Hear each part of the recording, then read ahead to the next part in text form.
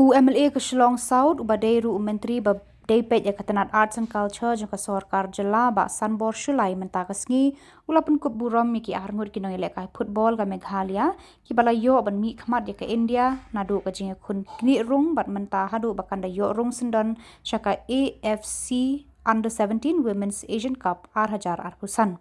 Kini ki armut ki samla bayo abandon lang bat ka kunhun kari ki kenthop ya ka Bonifalia Shulai bat Alisha Lungdo ki balale ya ka benta ka bakong sandu ban yarap ya ka India hadu bakanda yo rung shaka kala ka bahe bha hadu ba Asia. Kini ki armut ki samla ki lawan pai hinin ka singi sajan chajala hadien ka jinge khun ya ka AFC qualifying match ha Bishkek da ka jingjob ba ar Lashikol ya ka Uzbekistan banlong ka lado haka group G ban yo ya ka jaka haka ni ka lumpong yele kai papau nam ka doba Asia.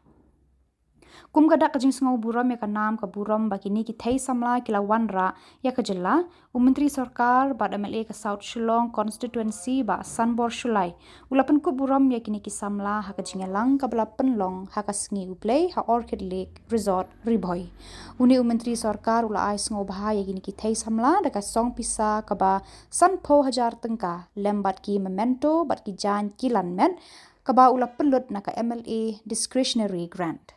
New York ban lek ban wan ni kamdon ki jingman mensal te ngai mu iwe badan niru pediang brom ini ni skop Manchester te ka Johnny ba ni stang te kalong ni sakot right ban apo Bangalore ban don camp sibenai ban lek akan ka benta ka SAF championship under 17 ba hakatur ni long champions ni lakai pesha Bangladesh Bhutan bat ka Nepal te hadin ka tupat ni klem yo hira ban wanjeng ni continue biang bat ka national team ban prepare sa ka AFC qualifiers ka ba ni dang suwan benta da kai na po Pakistan te hapo Pakistan ru ni kindo ya ka Uzbekistan bat Pakistan bat barfat artili game ni job ala kawai te lingba kitu ki job artili ni di ka team ka ba top ka group te ngi yo ban qualify ka AFC championship under 17 kaban salong ha po China 2026 ha ume te hadin kaniru ngi yo wan ying try tang steo artio te ngi hamre biang sa ka kyam ban prepare na benta ka IWL kaban ngi na kana po Indian Arrows but na benta ka AFC te ngiru ni smokeman ba ngi yo ban mi na kanika state ban pinwan ra nam kontra kerteng ya ka state jungi ba